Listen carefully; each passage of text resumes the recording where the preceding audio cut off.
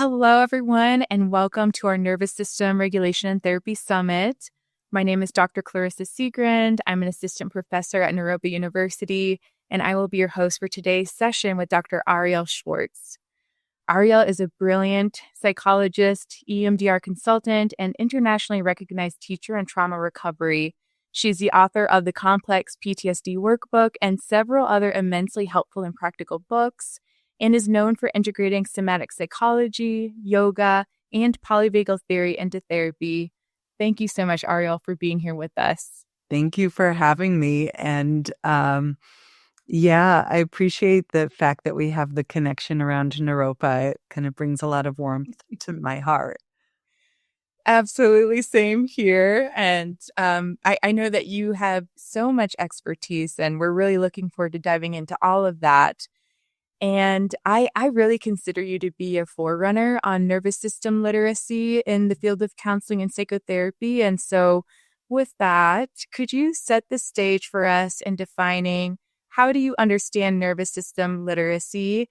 And also, do you believe that nervous system informed care is essential in our work as therapists? Mm-hmm. Yeah, I know you already know the answer to the second part of that question, so I'll just make that explicit. I absolutely believe in making nervous system language and literacy an essential part of successful psychotherapy.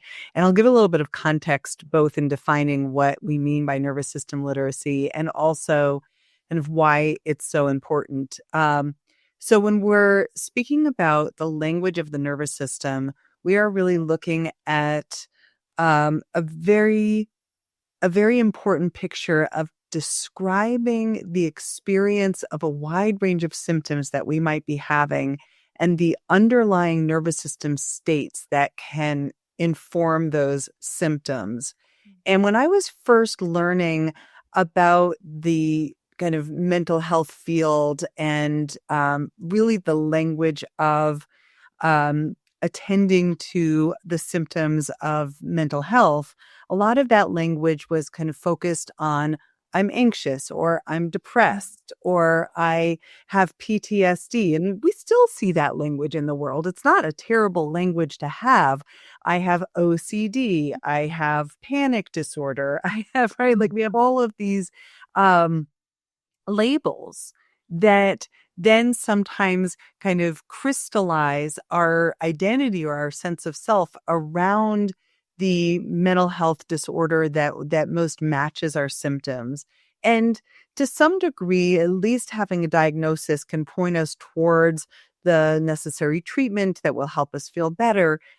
But when we shift into the language of the nervous system, it helps us look at what underlies a wide-ranging presentation of both mental health symptoms, but also physical health symptoms. So if we can understand that if we're in anxiety or obsessive thinking or panicky feelings, irritability, anger, restlessness, all of that would be associated with being more keyed up in the sympathetic nervous system.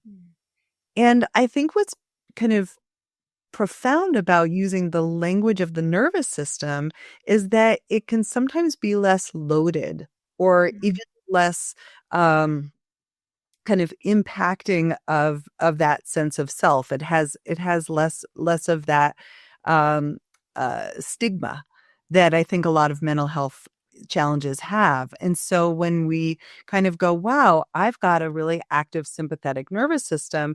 And when I'm looking at that, it's kind of down regulating my access to a parasympathetic nervous system state of rest or easefulness or, relaxation. And how can I work at the level of the nervous system to help myself come out of some of the symptoms that indicate that I'm in that more sympathetic state? Conversely, we might also recognize that sometimes we're more stuck in a parasympathetic state. Heaviness, collapse, urge to hide, more shame, more depression, more feelings of being separate, isolated, not wanting to go out and be social, right? And so if we look at the lens of the nervous system and say, wow, I might be actually stuck in too much of my parasympathetic nervous system, which is a down regulating and kind of more stillness or Mhm. immobilizing for my body and mind. How can I upregulate my system to take care of myself? And we'll talk more about this, I'm sure, as we go. But so now we're, in a sense, kind of taking some of the again stigma of mental health diagnoses and looking more through, could this be imbalances in my autonomic nervous system? Mhm. So the literacy of the nervous system is actually having enough information to know different nervous system states. I'm using some of this language already. Sympathetic nervous system means that we have more mobilizing, more cortisol release, more activation in our system. It's more outwardly moving. It brings our attention outside. It moves our body in the context of a threat. It prepares us to flee or to fight. And in the context of safety, our sympathetic nervous system moves us into play. It moves us towards joy, empowerment, going to your exercise class or climbing up, Mount Sanitas here in Boulder, right? So we have all of this energy to get things done or to take care of ourselves. And I use the language of the parasympathetic nervous system, and the parasympathetic nervous system is an immobilizing, quieting system. It brings our awareness inside, it draws our energy inward, it allows us to rest and digest when we're safe. But that same parasympathetic nervous system, and this is the language of the applied polyvagal theory, that parasympathetic nervous system also has an imbalanced expression when employed during a threat response or a dangerous situation.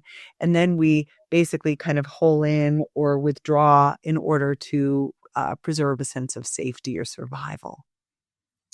Yeah. Wow. Thank you for such a distillation, Arielle. And I just want to echo what you've shared about the destigmatization of, really recognizing our clients' symptoms and experiences as nervous system states, kind of over and above diagnostic categories at times. And I know for myself, it was just such a potent learning to recognize that I have really high sympathetic drive and that oftentimes that can show up for myself as, feeling that kind of upregulation and in certain moments, like really wanting to ensure that I'm feeling safe in my environment. And rather than saying that I have an anxiety disorder, that, we can begin to recognize that, okay, this is a nervous system state. And I also know how to befriend that and work with it. And I think you do that so beautifully in your work. Yeah, yeah. I love that word befriend. And in fact, one of the colleagues in the nervous system regulation world, Deb Dana, uses that word a lot. It really talks about how do we befriend different nervous system states.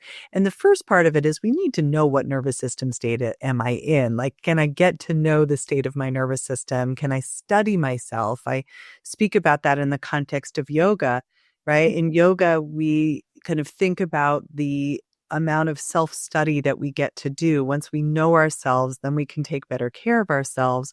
And it's the same thing with nervous system regulation. Can I know the nervous system state that I'm in? Can I start to ask myself, is the nervous system state that I'm in most beneficial for what it is that I'm needing right now? Or if we can kind of a great metaphor for the nervous system is the car metaphor, right? The sympathetic nervous system is your gas pedal, it's your go-go system. And your parasympathetic nervous system are the brakes in the car, and it lets you slow down, ideally come to a soft, slow stop. But sometimes we have an emergency brake and it kind of shuts the whole system down. And so, as we look at ourselves in this car metaphor, we might go, wow, I've got too much gas. I need a little bit more brakes in the system, but I don't want so much brake that I'm coming to this hard, fast stop or feeling so sluggish, like I can't get out of bed. And so, how do I basically kind of upregulate, bring a little more gas, or downregulate a little bit more brakes in a way that helps me feel like, hey, I get to sit in the driver's seat. I actually am in charge of my nervous system. And the beautiful thing is that there are all of these tools that actually help us upregulate or downregulate our nervous system, which then can change our mental health state. It can also interact with physical health conditions. So, a lot of inflammation conditions can be a result of having too much parasympathetic engagement in our nervous system. And so sometimes we need to upregulate or get a little bit more gas to come out of some of those states that can impact chronic pain and even autoimmune conditions. Yeah, thank you. And just again, speaking to that trans diagnostic framing of our nervous system states and just so it feels like it's just such a clarifying light for us to understand what we're working with on any given day. And so thank you for that. And I'd love to circle into something else that you've been naming a few times thus far. And it's this idea that you've really brought to the forefront of, that the idea of health is being able to rhythmically move between these different nervous system states. And is there anything else you care to share about how you understand that rhythmic movement? Yeah. So, sometimes we use in the field this language of toning the vagus nerve or vagal tone. So, let's talk a little bit about the vagus nerve because that's going to come very centralized into this next part of the conversation. So, the vagus nerve is your 10th cranial nerve. It is the kind of mind body super highway of communication because unlike other cranial nerves, it extends down heart, lungs, past the diaphragm into digestive organs, into reproductive organs. It wraps itself and works with other cranial nerves around your sense organs, your eyes, your ears, your mouth, tongue, and the ways in which our skin and the feeling of the face is basically a social nervous system. It helps us communicate to others how we're feeling. And through our eyes, we receive those facial expressions from each other. Through our voice tones, the vagus nerve goes into larynx and pharynx in the throat and helps us communicate to each other through our voice tone. And then we also receive the transmission of someone else's nervous system state from their voice tone into our ears, which the vagus nerve travels in as well. So it's this beautiful social engagement system and really wise kind of part of our autonomic nervous system. And the vagus nerve will always bring in more parasympathetic involvement when it comes to that sympathetic parasympathetic balance. And so, when we look at how we might interact with, am I too sympathetic? Am I too parasympathetic? Do I have too much mobilization? Do I have too much shutdown? And kind of finding that sweet spot or sitting in the driver's seat of the nervous system, the vagus nerve ends up being a very key player. Because if we think of the parasympathetic nervous system as a braking system in that car metaphor, the vagus nerve is the brake. The vagus nerve actually functions as the brakes on the sympathetic nervous system. And I'm pointing right here because they both meet the vagus nerve and the sympathetic intervention right at the pacemaker of the heart or the sinoatrial node of the heart. And so when we work with what we call vagus nerve stimulation, we are going to be working with the vagus nerve and working with shifting the balance in the autonomic nervous system. And what we're often measuring in terms of that vagus nerve stimulation is its impact on vagal tone. Vagal tone is measured. There's a lot of little science nuggets in here, and you can kind of go down the rabbit trail. Anyone listening to this, like, what did she say? And what does this mean? The vagal tone is measured by heart rate variability. And heart rate variability is basically tracking the adjustments that your heart is making in relationship to your breath. So another phrase we often use for heart rate variability, HRV, is respiratory sinus arrhythmia. Very fancy term that basically says we're looking for the adjustments that the heart is making in relationship to our breath. And ideally, on the inhalation, the vagal brake lifts up, letting the heart rate elevate or intensify. So we have more heartbeats on the inhalation pattern. And on the exhalation pattern, that whole thing reverses. The vagal brake reapplies, we come out of sympathetic, and the heart rate begins to slow back down. So then we look at, okay, optimal vagal tone is this rhythmic transition between sympathetic and parasympathetic in a manner that we can measure as what we call a coherent rhythm. And that coherent rhythm simply means that we have a rhythmic alternation between more heartbeats and less heartbeats in sync with the breath. Every inhalation, my heart rate speeds up, my heart rate speeds up. Every exhalation, it slows back down. And then we have little fancy devices built into watches or rings or whatever you wear that tracks that on your behalf and can give you some feedback about your optimal HRV or heart rate variability. So there's a lot of science behind this, but in a very simple sense, our breath becomes a way that we can regulate the autonomic nervous system.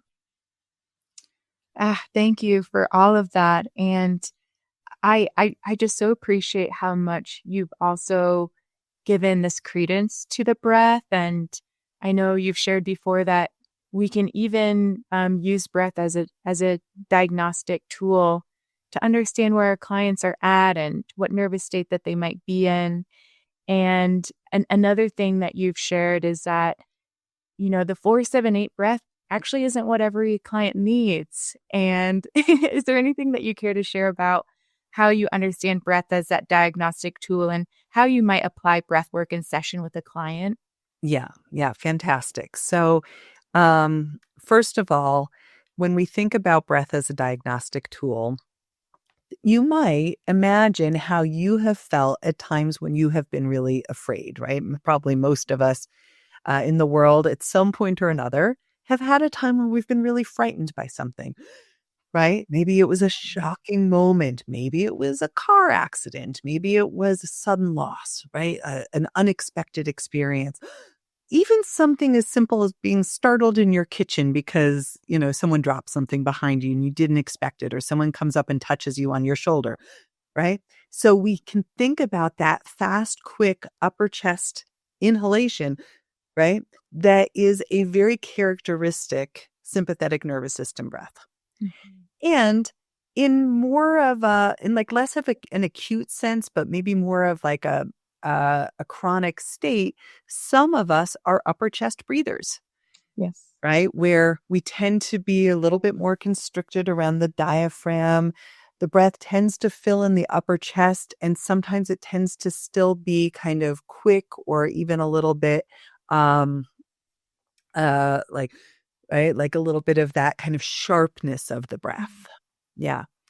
And so that might be kind of one way to self-observe, or maybe another example would be rapid breathing,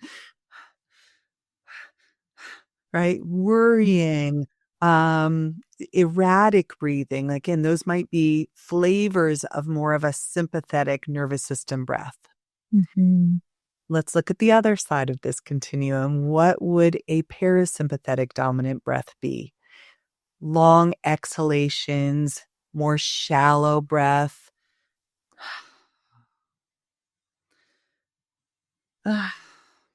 Right? Something like that, which on a short term, may be a very needed breath because it lets us grieve. It lets us touch our sadness. It lets us feel the heaviness.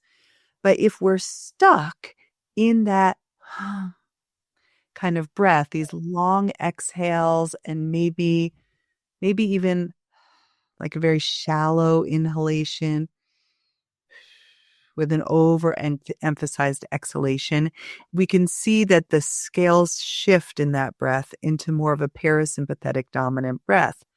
And maybe I'm more prone to feeling hopeless or powerless or helpless to change my circumstances. Mhm. And so we can use breath as a self-diagnostic tool. We can also, as therapists, begin to become observers of the breath.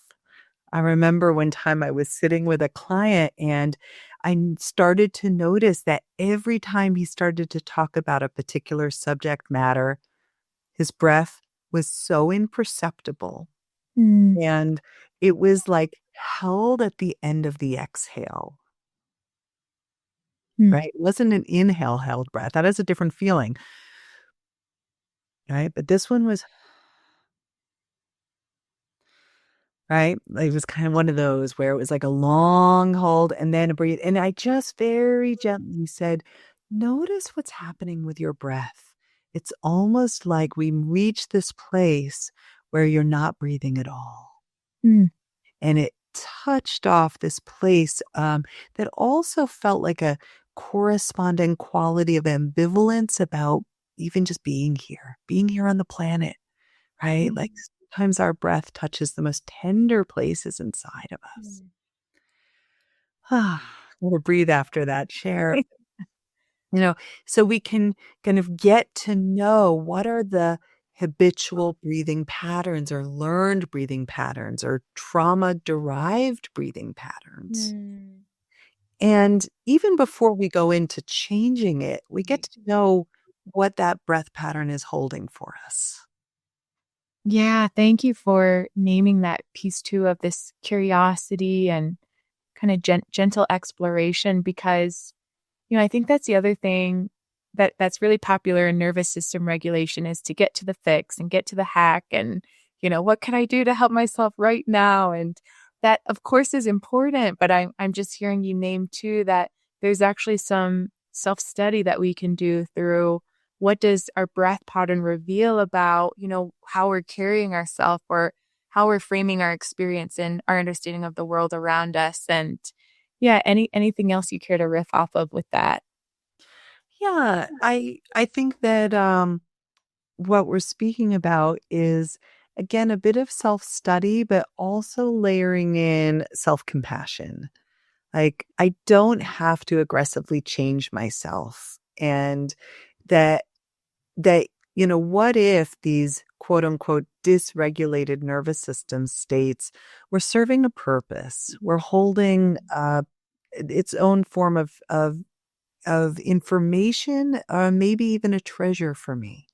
That if I kind of loop my consciousness around a somatic experience and a nervous system state, and I let myself bring in enough resource and curiosity and compassion towards that quote unquote dysregulated state, then I actually realize it's holding something very necessary for my overall sense of self or healing journey.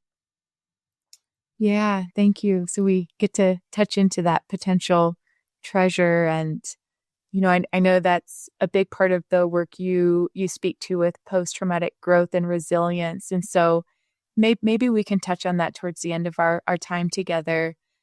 I would love to just get into something that feels really practical and that I imagine a lot of our audience is wondering. And it's this idea of, A, how do I talk about the nervous system with my clients?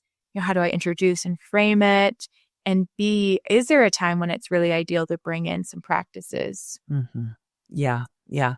I think both are necessary. If we think about self-knowledge is the foundation, right? In yoga, we call this svadhyaya, self-study. If we think about self-knowledge as a foundation for change, self-knowledge is part of the whole picture. We want to have those conversations. There's lots of tools out there. And one of the tools that I developed is a flip book that can be used between therapists and clients, and it's got a client facing page and a therapist facing page, but it basically is a way to introduce nervous system to clients and introduce this language to clients. And it has little checklists. Am I more sympathetic? Am I more parasympathetic? Am I in more of what we call the social engagement system, or this ventral vagal system, where it's kind of an optimal nervous system zone? And and we have, fun language. I would also just plug Deb Dana's work around this. She's got beautiful books out there that help introduce the nervous system literacy to clients. And one of her metaphors is the Goldilocks principle, right? Am I too hot, too much sympathetic, too cold, too much parasympathetic, or just right? It doesn't mean that there's something wrong with me if I'm too hot or too cold. Again, that might hold some really important information for my system, but it also lets me know, hey, if I don't have a robust capacity to be with or kind of mind that challenging state for the gems it's holding for me, how can I actually bring myself into just right? Like, how can I actually engage in some practices that help me cool down or warm up so that I can be in a more optimal zone in trauma recovery? Dan Siegel gives us the language of the window of tolerance, or the window of capacity, which is like, how can I be in an optimal nervous system zone or emotional regulation zone so I can build more compassion and more resource so that I can turn towards the outliers of myself with greater capacity. Yeah, thank you. Thank you. And so I'm hearing that there might be moments in session where we do want to support a client to deepen their capacity and ability to touch into some rather difficult material. And so, maybe we can briefly touch on this, but another thing that I know you talk about in your work is this idea of titration and, how do we kind of resource ourselves and then start to touch into that material while we're kind of staying in an optimal enough zone that, we can really kind of do that work and get to that jewel. And is there anything that you care to share about how we support clients in maybe using some of these vagus nerve practices in session so that we're able to go into that material while we're actively resourcing them as well? Yeah. Yeah. So, if we use that window of capacity or window of tolerance metaphor, there's a part of the process or the journey, which is about, how do I get in the window in the first place? Like, if I've been living in the outliers of so much sympathetic, go, go, go panic, and then crashing into fatigue, I might not even know what it feels like to be in the regulation zone. And so we have vagal toning practices. Some of them are breath practices. Some of them are self-applied touch, working with where the vagus nerve comes close to the surface of the skin around the face, the ears, the sides of the neck. Some of them are compassion-based practices, gratitude-based practices, anything that, I've been a trauma therapist for many years. We use things in EMDR, for example, about like safe place or peaceful place, resource development, or learning how to contain trauma-related material and really orient to the cues of safety that are available to you right here and now. So those would be ways that we would think about, like, how do I come into the window? Can I strengthen that sense of, it's safe enough, I feel connected to myself, and I might even be able to feel connected to you? That's a win right there. Then, as you describe this concept of titration, can I then, once I have this robust knowing of, I can come back to my safety zone, I can come back to my connection zone whenever I need to, in a predictable way. Great, we've got that. Now, can I turn towards the parts of me that carry depression or depressive thinking or wounds or shame or sadness or isolation? Can I turn towards the nervous system parts of me that are stuck in anxiety, panic, worst case scenario thinking, catastrophic mindset, all of that? Can I turn towards that and the felt sense in my body connected to that? and I can go towards it, but not so much that I get swept away in the currents of it. I can kind of come back to shore, come back to that regulation zone. And so titration lets us move between different nervous system states, and it also helps us build our Mhm. capacity. Well said. Thank you. And another tool that you speak to is the tool of the therapist, and using our own selves to help co-regulate our clients and expand that window of capacity. And so, and then I'll also just briefly share that I know they say in polyvagal that, oftentimes co-regulation precedes self-regulation. So that might be where we really need to start with our clients. And you so beautifully explained as well that, tone of voice and pacing and these really subtle signals that we give to our clients to let them know that they're safe and we're holding a safe container for them as ways that we begin to communicate that. Is there anything else that you care to share about the power of co-regulation? Yeah. So, I'll kind of pause for a moment just to even define co-regulation from the applied polyvagal theory model. So, what we're looking at is that basically our nervous systems are not kind of islands that are completely separate from each other. Actually, our nervous systems are deeply intertwined in the space that sits between us.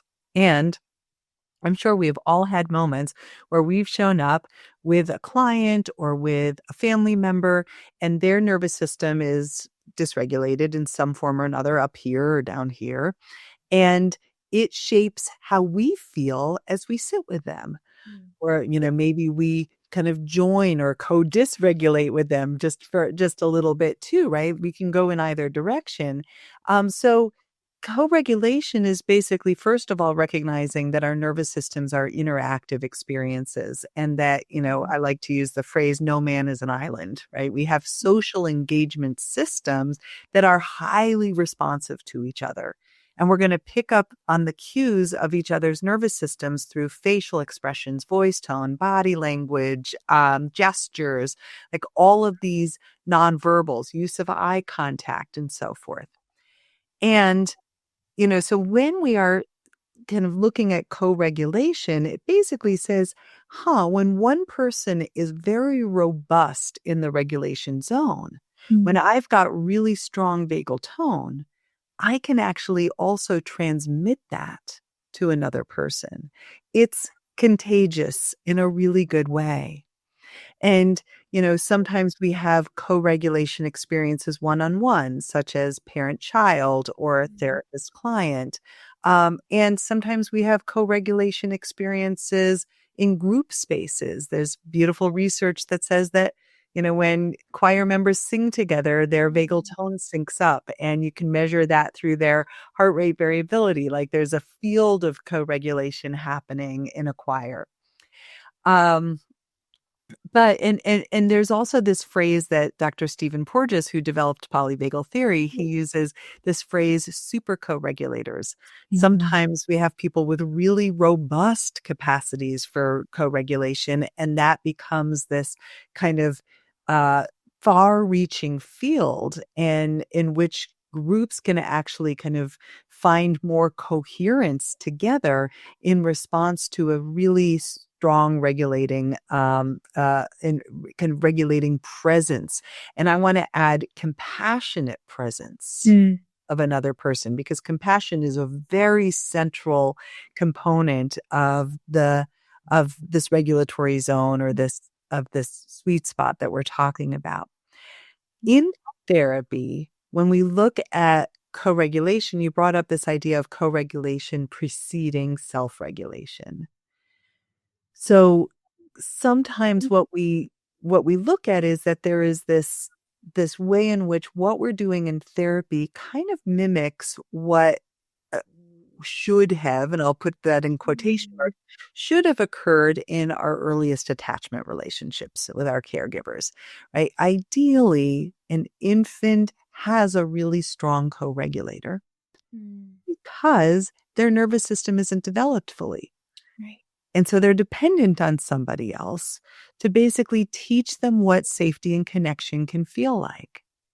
and that it's okay to soften into the arms of another. It's okay to let myself be soothed. It's okay to trust that someone else is going to sense if I'm too cold or too hot or hungry or just needing to cry, and they're going to rock me. Like, they're going to sense what is needed.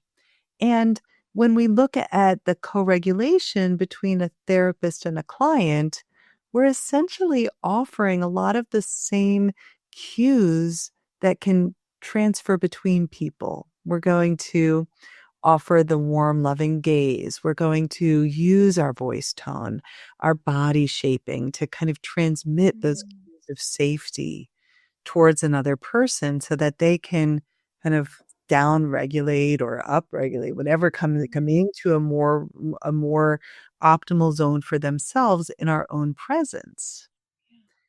The felt sense of what we learn from the other ultimately gets internalized and it becomes a part of us. Mm. Yeah. Oh, thank you. That's just so wonderfully shared. And I feel so inspired to continue to be that regulator for my clients. And I know that you have a practice for us that can also kind of support us in beginning to develop that co-regulation potential. Yeah, yeah. Mm. This practice comes from a book that actually gets used a lot in the programs that you teach in at Naropa, and it's the Complex PTSD Treatment Manual. Yeah. And it's a book that I wrote for therapists on how to apply an integrative mind-body approach to treatment for complex PTSD, or the accumulation of chronic exposure, repeated exposure to traumatic events, and the way that that shapes our nervous system as well. Mm. And so one of the practices in that book is a practice that supports therapists to build their capacity for co-regulation. Mm. And so I'm going to kind of talk you through that, but you might even kind of feel into this as we sit here together, that the first part of this practice is to study your own nervous system. We cannot show up for somebody else's nervous system unless we know what we're bringing into the room. Mm. And the structure that I offer for that self-study for your own nervous system is get to know the state of your mind. It's going to be a five-part practice, and I'll talk you through all of them. But the first part is, what is the state of your mind? Do you have lots of racing thoughts? Are there anxious thoughts? Is um is your mind jutting, kind of darting about? Is it more of a feeling of it's hard to think clearly, or I feel stuck in more of like a brain fog? Does my mind feel more dull? And even as I describe these states of mind, you might sense the first being more sympathetic, lots of thoughts, racing thoughts. The second being more maybe that stuck parasympathetic or downregulated parasympathetic. And then we might also look at a just right? Again, not making one better or worse, but just stating like it can feel uncomfortable in either of those extremes.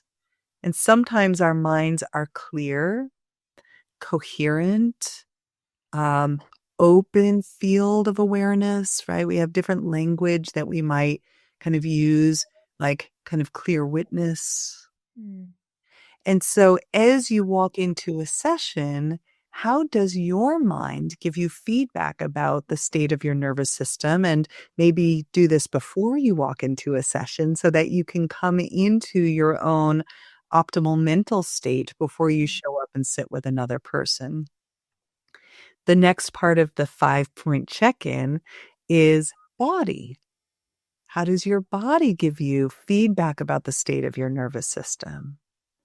Right? Is there a lot of tension, muscular holding, clenching in your jaw, eye strain or fatigue? Um, Maybe there's restlessness in the body. Maybe it's hard to sit still. And again, without judging, like we're not going to judge any of these states, but we want to get to know how they reflect back to us, our own nervous system. Conversely, maybe in body, there's a feeling of heaviness or fatigue. Maybe there is um, a feeling of collapse or not enough muscular support to hold you in your seat or to feel upright. Mm. Maybe there's inflammation or pain body that's speaking, right? Mm. And maybe body feels comfortable, open, um, warm, spacious, right? Like we can think about, you might even think for yourself, how does your body feel when you're in that optimal zone? Yeah. So 5-point check-in, next point along the journey is breath, Mm. right? How is your breath reflecting the state of your nervous system? And the more that we do this, you can do this 5-point check-in in 2-3 minutes. I'm walking you through it a little bit more slowly for teaching it, but you can go, okay, mind, got it. Like I know where my mind is, or I know how to up down regulate. Body, breath. Is my breath shallow upper chest? Is my breath rapid? Is my breath more imperceptible? Maybe it's super shallow, more exhale oriented. Um, is my breath feeling full, available? Okay, great. Get to know how that reflects your nervous system.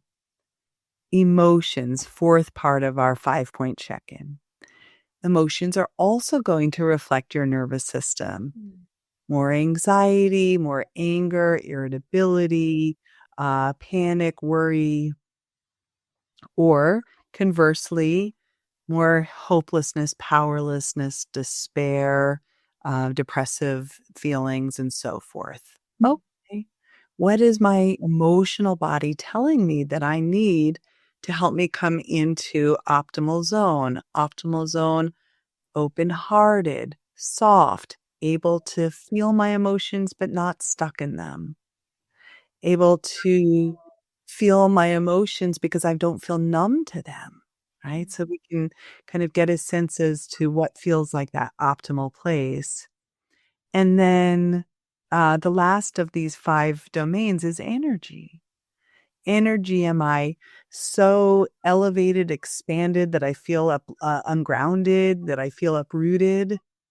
Or do I feel so heavy or collapsed or fatigued or contracted that it's hard to feel that buoyancy that would help me really show up with my client today? So, we get to use this as a tool for ourselves. And honestly, any nervous system or somatic work that I ever teach always start as use it as a tool for you first, right? And Mhm. also a little bit of that oxygen mask metaphor, right? Like take care of your nervous system before you walk in the room and sit with another. So co-regulation is that you start by tracking yourself so that Mm. you have a baseline. And now let's say we're sitting together in a session and I'll just give an imaginary scenario that I have someone come in and let's say they're very keyed up in their sympathetic nervous system. Mhm. How might my nervous system also be giving me cues about the state of their nervous Right. system? In what way am I kind of adapting, shifting, joining, or even co-dysregulating with them? Right? A very angry client, for example.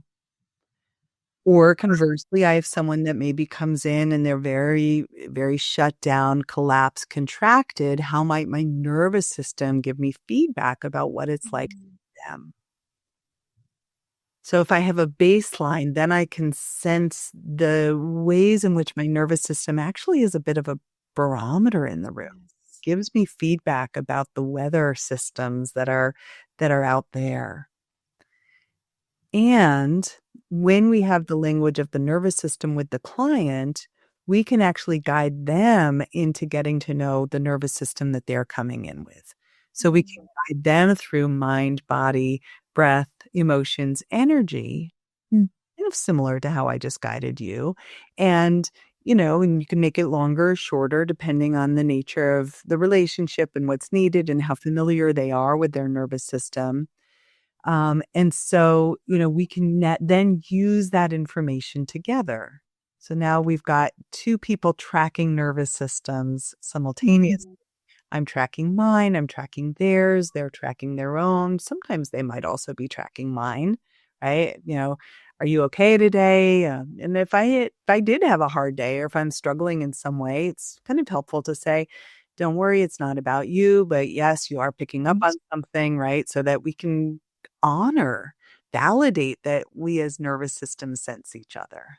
Oh, so very true. And Mm. yeah, thank you. Thank you so much. There's so many takeaways with that practice. I find myself wanting to cue into that before working with a client. And like you said, it becomes this inner barometer that we can use to see like what are we picking up on through our attunement with our client, and also like how can our nervous system states influence our clients at times, and how do we be real with that? So I just appreciate all of the incredible takeaways with that, Arielle. And Yeah.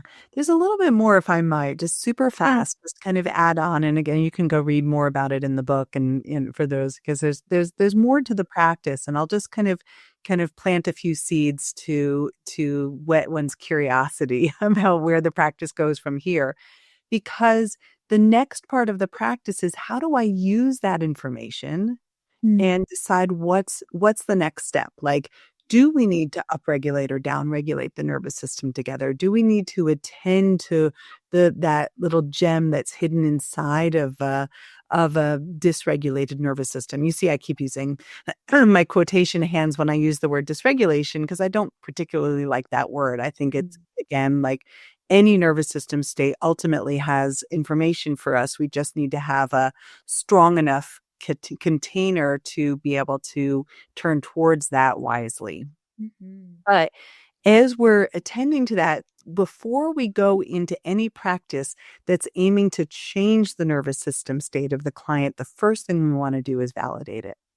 mm, First thing we want to do is welcome it. Welcome our clients exactly as they are without them feeling like we're trying to get rid of something or make something not be there, or because that will inadvertently let communicate to them that their distress is not welcome with us. And that's not our goal, right? So mhm, we validate it, we recognize why it's there, where it came from, how, kind of the context of it. Then maybe we start to add in the tools. And the co-regulation tools are very often kind of what is shaping the space between us, right? If I notice, I'll give one example. If I notice that a client is doing this, mm, I'm going to take that as a signal to suggest, would it be okay if I just brought my gaze down for a moment and gave you some space with that big feeling that's right there for you? I'm right here with you because I take this as a signal of being seen right now feels a little overwhelming. Being under the lens of your gaze feels like too much. And just like a parent child, there's a sense of going, if I just let you know I'm still here, we'll come back into contact as soon as it feels right. But I'm going to give you as much space to find yourself with that feeling mm, before it has to be known by me. I mm. can't tell you how profound those moments are clinically. Wow. Yeah. Yeah, so powerful. And I can't help but think a little bit of parts work too when you're describing some of that. And, that there's these are adaptive parts, like, or these are adaptive functions that our clients are holding. And we want to honor and welcome that, aside from like, oh, this is something that we need to fix. And so thank you for such a clear demonstration of that. And, just as we wrap up, Arielle, do you have any final notes that you want to leave with our folks attending on what they really want to take carrying forward on nervous system regulation? Yeah. Honestly, like the biggest takeaway or biggest nugget that I want to toss out there before we close is allow yourself to find really good co-regulating relationships for you, right? Whether that's your own therapy, whether that is your like a really good mentor or supervisor, whether that's a yoga teacher, right? A body worker, right? Like the spaces where we get to benefit from being held by somebody else and by their nervous system, that is an incredibly generous gift to give to yourself. And I feel like as therapists or as people in the caring giving professions, it's such a necessary part of what sustains us in the long haul. Ah, so well said. We deserve our co-regulators. Thank you, Arielle. What a delight and pleasure it's been to be with you. Thank you. Thank you. It's been a pleasure to be here.